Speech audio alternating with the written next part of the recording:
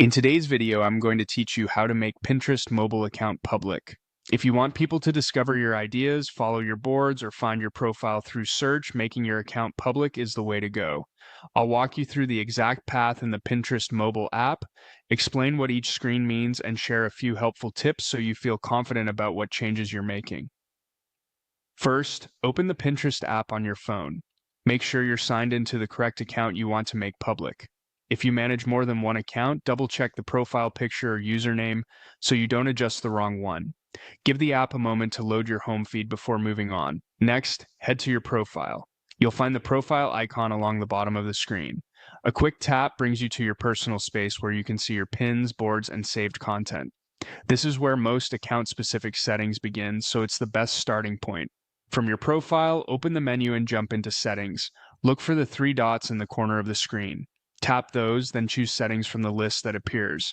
If your interface looks slightly different, you may see a gear icon instead, but the goal is the same. Get into the main settings area where privacy and visibility options live. Inside Settings, locate the option labeled Profile Visibility. This is the control center for whether your profile can be seen publicly or kept private. Tap it to open the detailed visibility options. If you don't spot it immediately, scroll a little. It's typically near other privacy-related controls.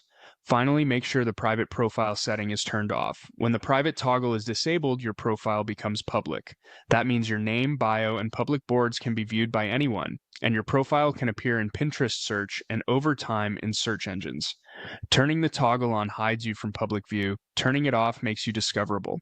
If you're concerned about specific content, remember you can keep individual boards secret while still having a public profile. After you switch it off, the change is saved automatically, no extra confirmation needed. If the option looks grayed out or you don't see it, update the Pinterest app and try again, as layouts can vary slightly between devices and app versions. That's it. Your Pinterest mobile account is now public, making it easier for people to find and follow your ideas.